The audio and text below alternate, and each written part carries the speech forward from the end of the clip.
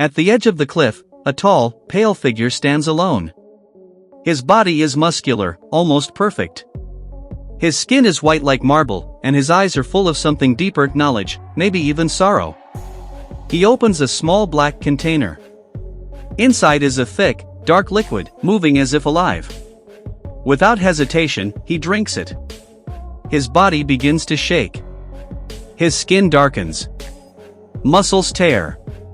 Cells twist and collapse. He stumbles, gasping, and falls into the river below. As his body breaks apart, something incredible happens. His DNA spreads into the water, merging with nature. From death, life begins. Thousands of years later, a cold wind blows through a cave in Scotland. Two archaeologists are deep underground, their lights flickering across ancient stone. One of them stops, staring at a carving on the wall.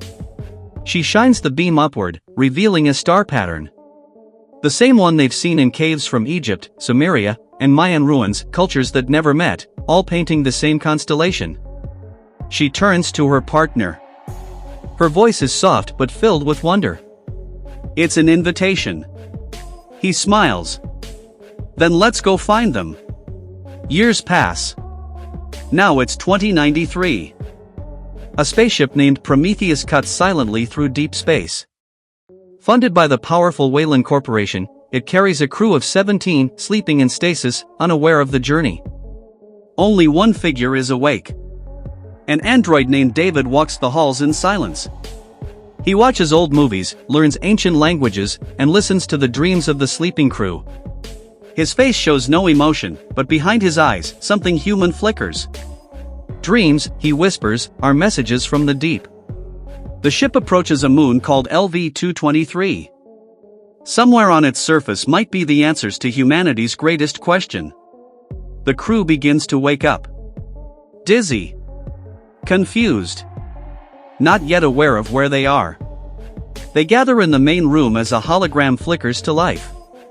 An old man appears, Peter Weyland, the founder of the mission, speaking from the grave. If you're seeing this, you've reached your destination. Dr. Shaw and Dr. Holloway believe these maps are an invitation. They believe we were created. I have spent my life wondering. Now it's time to meet our makers. The mission has begun. The team is introduced to the rules by a cold, commanding officer. She wastes no time. This isn't a holiday. If you find life, do not engage. Not unless I say so. The ship lands. The surface of LV-223 is bleak and gray. The wind howls. Lightning crackles in the distance. And ahead of them lies something strange, a structure, massive and artificial, rising from the rock. The crew steps inside. The air is breathable. The walls are covered in symbols and strange carvings. The deeper they go, the more unnatural everything feels. In one chamber, they find a towering stone head. And around it, rows of black urns. They approach one. It begins to leak. A dark, oozing substance seeps from it. Elsewhere in the room, they discover a body, humanoid, enormous, fossilized in place. One of them speaks quietly. It's not human, but it's almost us. They take a sample of its DNA. The result stuns them. It matches. They made us. The weather outside worsens. Everyone rushes back to the ship, but two crew members get left behind in the structure, lost in the dark. Meanwhile, in secret, David opens one of the black urns. Inside, the liquid moves like it's alive. He studies it closely, fascinated. Later, one of the scientists sits alone in the lounge, disappointed they didn't find anything alive. David joins him, holding a glass. Sometimes, to create, one must destroy. He hands him the drink. Big things have small beginnings. The man drinks it, unaware of what's inside. That night, he lies with Shaw. Their hands clasped, her eyes filled with hope. But inside his body, something has already begun to change. Back in the alien structure, the two lost men explore a chamber filled with black slime and strange worms. One of the creatures rises up, a snake-like thing, almost translucent. One of the men crouches, fascinated. Easy, it's beautiful. The creature lashes out, wrapping around his arm. Bones snap. Screams echo in the darkness. The other tries to help, but the black liquid splashes across his helmet. It begins to burn through the suit and his skin. Back on the ship, the infected scientist stares at his reflection. His eyes are bloodshot. His veins are black. Something is wrong. He stumbles toward the crew, barely able to speak. Shaw runs to him, but he holds out a shaking hand. Stay back. Vickers stands at the door, a flamethrower in her hands. You know the protocol. The infected man looks into Shaw's eyes, calm for a moment. I'm sorry, tell them we were wrong. He kneels, waiting. The fire consumes him. Shaw falls to the ground, devastated. And the answers are only just beginning. Darkness hangs in the air. Inside the ship, silence spreads like a shadow. Shaw is in the med bay, running tests. Her hands tremble. She's searching for answers, but what she finds makes her stop breathing. She's pregnant. But the timeline doesn't make sense. She shouldn't be. Not this fast. Not this unnatural. She stares at the screen. The thing inside her, it isn't a baby. It's growing too fast. It's something else. She backs away from the machine. Panic fills her eyes. She stumbles into the hallway, trying to keep calm. But security corners her. I need a cesarean. Right now. We're not authorized to perform. Then I'll do it myself. She sprints to the automated surgery pod.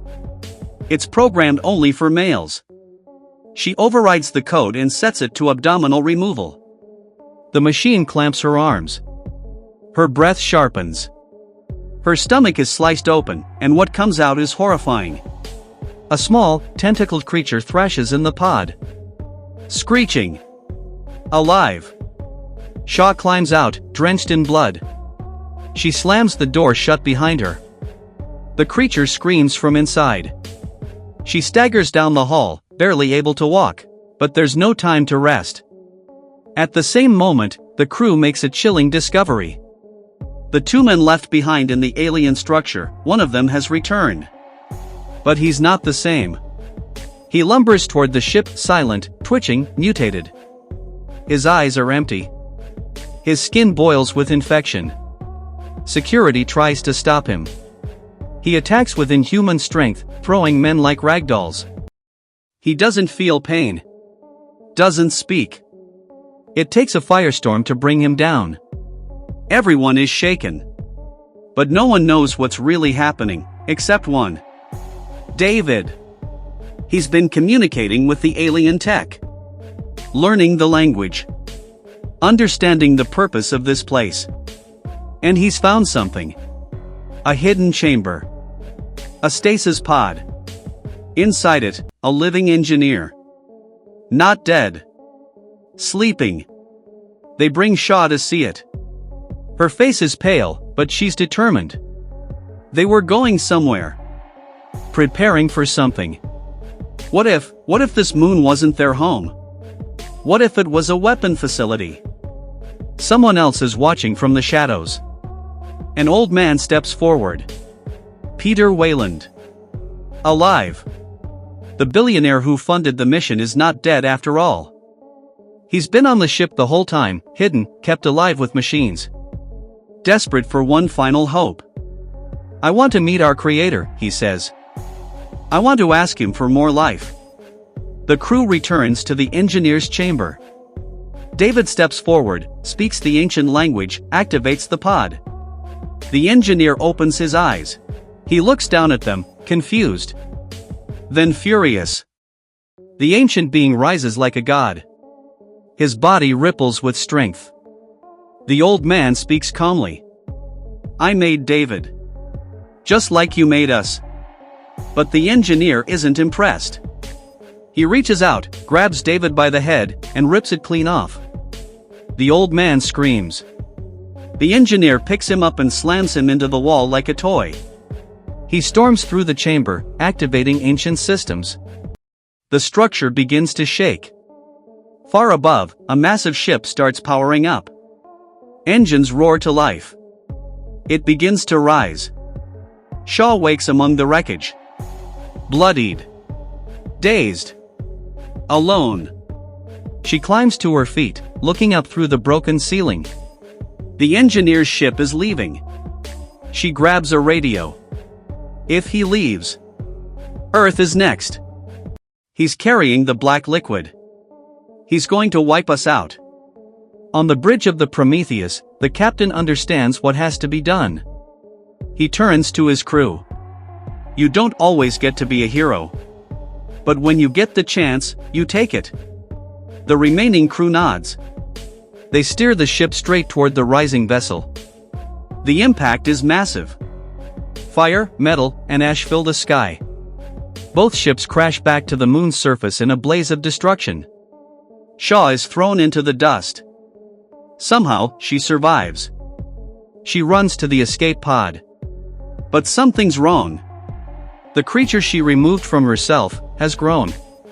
It's massive now. Tentacles flailing. It's alive. Hungry. And something else is moving nearby. The engineer. He survived the crash. He charges toward Shaw, roaring. She stumbles backward. But the creature senses him. Tentacles strike. It wraps around him, pulling him into its massive jaws. He screams as it's forced down its throat. The moon falls silent again. Shaw lies on the ground, shaking. Alone. Everyone else is gone. She records one final message. This is Elizabeth Shaw. If anyone finds this, do not come here. She gathers supplies. Finds David's severed head and damaged body. Surprisingly, he's still conscious. Can you fly one of their ships? I believe I can. Then take me to their home world. She climbs aboard the last remaining vessel, determined to find the truth. Behind her, the dead moon sleeps.